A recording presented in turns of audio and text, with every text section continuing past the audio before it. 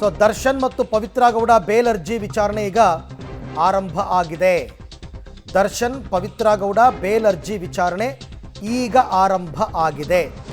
But ನೋಡೋಣ, ಮೊದಲಿಗೆ ಪವಿತ್ರ ಗೌಡ ಅವ್ರದ್ದೇ ತಗೋತಾರ, ದರ್ಶನ್ದು ತಗೋತಾರ?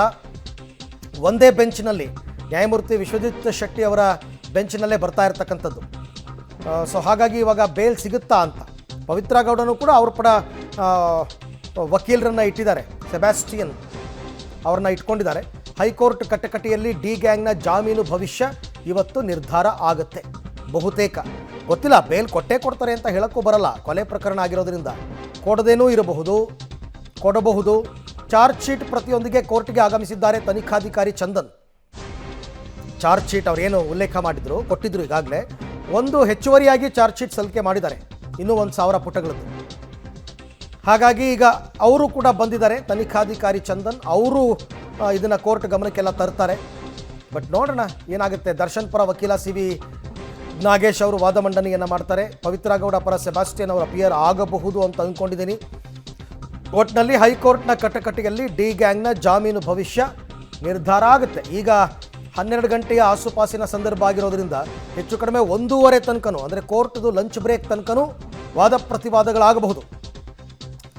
ಲಂಚ್ಗೆ ಹೋಗೋದಕ್ಕೆ ಮುನ್ನ ಏನಾದರೂ ಒಂದು ತೀರ್ಮಾನಕ್ಕೆ ಕೋರ್ಟ್ ಬರಬಹುದು.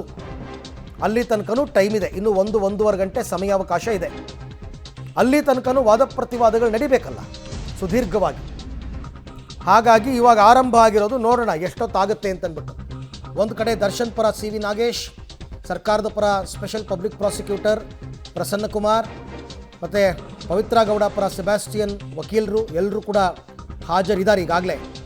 ಆಮೇಲೆ ತನಿಖಾಧಿಕಾರಿ ACP ಚಂದನ್ ಅವರು ಕೂಡ ಬಂದಿದ್ದಾರೆ ಚಾರ್ಜ್ ಶೀಟ್ ಪ್ರತಿಯೊಂದಿಗೆ.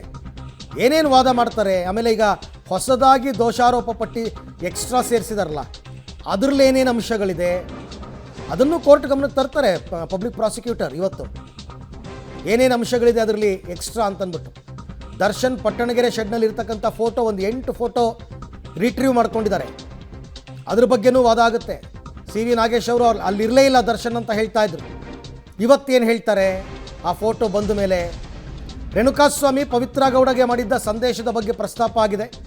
ಎಲ್ಲವೂ ಕೂಡ ಮೊದಲಿಂದ ಆಗಬೇಕು ಇವಾಗ. ಸೊ ಹಾಗಾಗಿ ಮೋಸ್ಟ್ಲಿ ಪವಿತ್ರ ಗೌಡ ಕೇಸೆ ಫಸ್ಟ್ ತಗೋತಾರ ಅಂತ. ಚಾರ್ಜ್ ಶೀಟ್ ಜೊತೆಗೆ ಕೋರ್ಟ್ಗೆ ಆಗಮಿಸಿದ್ದಾರೆ ತನಿಖಾಧಿಕಾರಿ ಚಂದನ್. ದರ್ಶನ್ ಪರ ವಕೀಲ ಸಿ.ವಿ. ನಾಗೇಶ್ ವಾದ ಮಂಡನೆಗೆ ಮುಂದಾಗಿದ್ದಾರೆ. ಪ್ರಕರಣದ ಹಿನ್ನೆಲೆ ಬಗ್ಗೆ ಪ್ರಸ್ತಾಪ ಮಾಡ್ತಾ ಇದ್ದಾರೆ ಸಿ.ವಿ. ನಾಗೇಶ್ ಅಗೇನ್. ರೇಣುಕಾಸ್ವಾಮಿ ಪವಿತ್ರ ಗೌಡಗೆ ಮಾಡಿದ್ದ ಸಂದೇಶ, ಅಲ್ಲಿಂದನೇ ಈ ಕತೆ ಶುರುವಾಗೋದು. ಈ ಬಗ್ಗೆ ಮತ್ತಷ್ಟು ಮಾಹಿತಿ ನನ್ನ ಕೊಲೀಗ್ ಉಮೇಶ್ ಅವರಿಂದ ಪಡ್ಕೋತೀನಿ. ಎಸ್ ಉಮೇಶ್, ಈಗ ಆರಂಭದಲ್ಲಿ ಪವಿತ್ರ ಗೌಡ ಅವರದ ವಿಚಾರಣೆನ ಅಥವಾ ದರ್ಶನ್ ಕೈಗೆತ್ಕೊಂಡಿದ್ದಾರಾ? ವಕೀಲರು ಯಾರ್ಯಾರ ಪರ ಯಾರ್ಯಾರು ಅಪಿಯರ್ ಆಗಿದ್ದಾರೆ, ಏನು ನಡೀತಾ ಇದೆ ವಾದ ಪ್ರತಿವಾದಗಳು? ಅರವಿಂದ್, ಈಗಷ್ಟೇ ವಿಚಾರಣೆ ಆರಂಭ ಆಗಿರುವಂಥದ್ದು. ದರ್ಶನ್ ಪರವಾಗಿ ಸಿ.ವಿ. ನಾಗೇಶ್ ಅವರು ವಾದ ಮಾಡ್ತಾ ಇದ್ದಾರೆ. ವಾದ ಮಾಡ್ತಾ ಮೊದಲಿಗೆ ಸೆಷನ್ಸ್ ಕೋರ್ಟ್ನಲ್ಲಿ ಏನೆಲ್ಲ ವಾದ ಪ್ರತಿವಾದ ಆಗಿತ್ತು ಅಲ್ಲಿಂದ ಕೂಡ ಈಗ ಪ್ರಾರಂಭ ಮಾಡಿರುವಂಥದ್ದು. ಅದರಲ್ಲಿ ಏನು ಪವಿತ್ರ ಗೌಡಗೆ ಏನು ರೇಣುಕಾಸ್ವಾಮಿ ಪ್ರಾರಂಭದಲ್ಲಿ ಯಾವ ರೀತಿ ಮೆಸೇಜ್ ಶುರು ಮಾಡ್ದ, ಆತ ಗೌತಮ್ ಹೆಸರಲ್ಲಿ ಮೆಸೇಜ್ ಬಂದರೆ ಫೆಬ್ರವರಿಯಲ್ಲಿ ಮೆಸೇಜ್ ಶುರು ಮಾಡ್ದ, ಆತ ಅದ್ರ ಜೊತೆಗೆ ಅಶ್ಲೀಲವಾಗಿ ಮೆಸೇಜ್ ಮಾಡೋಕ್ಕೆ ಶುರು ಮಾಡ್ತಾರೆ. ಪವಿತ್ರ ಗೌಡ ಎಷ್ಟೇ ಅವಾಯ್ಡ್ ಮಾಡಿದ್ರು ಕೂಡ ಪದೇ ಪದೇ ಆಕೆಗೆ ಅಶ್ಲೀಲವಾಗಿ ಮೆಸೇಜ್ ಮಾಡ್ತಿದ್ರು. ಹಾಗಾಗಿ ಆಕೆ ರಿಯಾಕ್ಟ್ ಮಾಡಿದ್ಲು ಅನ್ನೋ ಆಧಾರದ ಮೇಲೆ ಈಗ ಸಿ.ವಿ. ನಾಗೇಶ್ ಅವರು ವಾದ ಮಾಡ್ತಾ ಇರುವಂಥದ್ದು. ಅಂದರೆ ಈ ಪ್ರಕರಣ ಯಾವ ರೀತಿ ಪ್ರಾರಂಭ ಆಯಿತು, ನಂತರದಲ್ಲಿ ಏನೆಲ್ಲ ಆಯಿತು ಅನ್ನೋದ್ರ ಬಗ್ಗೆ ಈಗ ಶುರು ಮಾಡಿರುವಂಥದ್ದು. ಮೊದಲಿಗೆ ಸಿ.ವಿ. ನಾಗೇಶ್ ಅವರೀಗ ದರ್ಶನ್ ಪರವಾಗಿ, ಅಂದರೆ ಇದರಲ್ಲಿ ರೇಣುಕಾಸ್ವಾಮಿ ಪಾತ್ರ ಏನು, ಪವಿತ್ರ ಗೌಡರಿಗೆ ಯಾವ ರೀತಿ ಕಿರುಕುಳ ಕೊಡ್ತಾ ಇದ್ದ ಅನ್ನೋ ಆಧಾರದ ಮೇಲೆ ಈಗ ವಿಚಾರಣೆ ಆರಂಭ ಆಗಿರುವಂಥದ್ದು. ಆ ವಿಚಾರಣೆಯಲ್ಲಿ ಇನ್ನೂ ಕೂಡ ಅಂದರೆ ರೇಣುಕಾಸ್ವಾಮಿ ಯಾವ ರೀತಿ ಇವರ ಸಂಪರ್ಕ ಸಾಧಿಸಿದ್ದಾನೆ, ಆ ನಂತರದಲ್ಲಿ ಏನೆಲ್ಲ ಆಯಿತು, ಯಾವ ರೀತಿ ಕೆಟ್ಟದಾಗಿ ಮೆಸೇಜ್ ಮಾಡ್ದ ಅನ್ನೋದ್ರಿಂದ ಹಿಡಿದು ಈಗ ಮೊದಲಿಗೆ ಸಿ.ವಿ. ನಾಗೇಶ್ ಅವರು ವಾದ ಆರಂಭ ಮಾಡಿರುವಂಥದ್ದು. ಅದಕ್ಕೆ ನಂತರದಲ್ಲಿ SP ಪ್ರಸನ್ನ ಕುಮಾರ್ ಕೂಡ ಅವರ ವಾದ ಏನಿದೆ ಅದನ್ನು ವಾದ ಮಾಡ್ತಾರೆ. ಈಗ ಸದ್ಯಕ್ಕೆ ಸಿ.ವಿ. ನಾಗೇಶ್ ಅವರು ವಾದ ಆರಂಭ ಆಗಿರುವಂಥದ್ದು. ಅರವಿಂದ್, ಓಕೆ, ಈಗ ಪ್ರಮುಖವಾಗಿ ಹೆಚ್ಚುವರಿಯಾಗಿ ಚಾರ್ಜ್ ಶೀಟನ್ನು ಸಲ್ಲಿಕೆ ಮಾಡಿದ್ದಾರೆ ಕೋರ್ಟ್ಗೆ ತನಿಖಾಧಿಕಾರಿ ಚಂದನ್ ಅವರು. ಅದರಲ್ಲಿ ಏನೇನು ಅಂಶಗಳಿದೆ ಅಂತಕ್ಕಂಥದ್ದು ಕೂಡ SP ಅವರು ಇವತ್ತು ಕೋರ್ಟ್ ಗಮನಕ್ಕೆ ತರ್ತಾರೆ. ಹಾಗಾದರೆ ಖಂಡಿತವಾಗ್ಲೂ ತರ್ತಾರೆ. ಯಾಕೆಂದ್ರೆ ಸೆಷನ್ಸ್ ಕೋರ್ಟ್ನಲ್ಲಿ ಪ್ರಬಲವಾಗಿ ವಾದ ಮಾಡಿದ್ದು ಸಿ ವಿ ನಾಗೇಶ್ ಅವರು. ಅಂದರೆ ನಟ ದರ್ಶನ್ ಆ ಜೀಬ್ ಬಂದು ಹೋಯ್ತು ಅನ್ನೋದು ಬಿಟ್ಟರೆ ಬೇರೆ ಯಾವುದೂ ಪೊಲೀಸ್ ಅಧಿಕಾರಿಗಳ ಹತ್ರ ಸೂಕ್ತ ದಾಖಲೆ ಇಲ್ಲ. ಆ ಶೆಡ್ನಲ್ಲಿ ಏನಾಯಿತು ಅನ್ನೋದ್ರ ಬಗ್ಗೆ ಅವ್ರು ಬಂದಿದ್ದಾರೆ, ಹೋಗಿದ್ದಾರೆ. ಆದರೆ ರೇಣುಕಾ ಸ್ವಾಮಿ ಸಾವನ್ನಪ್ಪುವ ಸಂದರ್ಭದಲ್ಲಿ ನಟ ದರ್ಶನ್ ಅಲ್ಲಿ ಇರಲಿಲ್ಲ ಅನ್ನೋದನ್ನ ಅವರು ಪ್ರಬಲವಾಗಿ ವಾದ ಮಾಡಿದರು.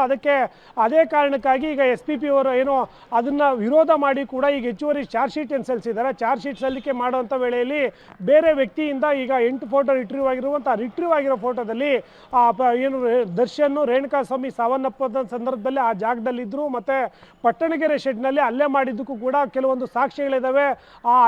ಹಲ್ಲೆ ಮಾಡುವಂಥ ದೃಶ್ಯವನ್ನು ಕೂಡ ವಿಡಿಯೋ ರೆಕಾರ್ಡ್ ಮಾಡ್ಕೊಂಡಿದ್ರು ಒಬ್ಬರು. ಅದನ್ನು ಕೂಡ ಈಗ ರಿಟ್ರೀವ್ ಮಾಡ್ಕೊಂಡಿರುವಂಥದ್ದು. ರಿಟ್ರೀವ್ ಮಾಡಿದ ನಂತರದಲ್ಲಿ ಅದರ ಆಧಾರದ ಮೇಲೆ ಅದರ ಹೆಚ್ಚುವರಿ ಚಾರ್ಜ್ ಶೀಟ್ ಏನಿದೆ ಅದರ ಆಧಾರದ ಮೇಲೂ ಕೂಡ ಈಗ SPP ಪ್ರಸನ್ನಕುಮಾರ್ ವಾದ ಮಂಡಿಸ್ತಾರೆ. ಈಗ ಅದಕ್ಕೂ ಕೂಡ ಅವಕಾಶ ಇರೋದ್ರಿಂದ ಮೊದಲಿಗೆ ಸಿ ವಿ ನಾಗೇಶ್ ಅವರಿಗೆ ಅವಕಾಶ ಕೊಟ್ಟಿರುವಂಥದ್ದು. ಸಿ ವಿ ನಾಗೇಶ್ ಅವರು ಈ ಕೇಸ್ ಯಾವ ರೀತಿ ಪ್ರಾರಂಭವಾಯಿತು, ನಂತರದಲ್ಲಿ ಏನೆಲ್ಲ ಆಯಿತು ಅನ್ನೋದ್ರ ಬಗ್ಗೆ ಉಲ್ಲೇಖ ಮಾಡ್ತಾ ಇರುವಂಥದ್ದು. ಅದರಲ್ಲಿ ರೇಣುಕಾ ಸ್ವಾಮಿಯ ತಪ್ಪೆಷ್ಟಿತ್ತು, ಆತನಿಂದಲೇ ಇದೆಲ್ಲ ಶುರುವಾಗಿದ್ದು ಅನ್ನೋ ಆ್ಯಂಗಲಲ್ಲಿ ಅವರು ವಾದ ಶುರು ಮಾಡಿದ್ದಾರೆ. ಅರವಿಂದ್, ಹಾಗೆ ಸಂಪರ್ಕದಲ್ಲಿರಿ ಉಮೇಶ್, ನಿಮ್ಮ ಜೊತೆ ನಾನು ಮತ್ತೆ ಮಾತನಾಡ್ತೀನಿ. ಇವತ್ತು ಒಟ್ಟು ಈ ರೇಣುಕಾಸ್ವಾಮಿ ಕೊಲೆ ಪ್ರಕರಣದ 6 ಜನ ಆರೋಪಿಗಳ ಜಾಮೀನು ಅರ್ಜಿ ವಿಚಾರಣೆ ಕೋರ್ಟ್ನಲ್ಲಿ ನಡೀತಾ ಇದೆ.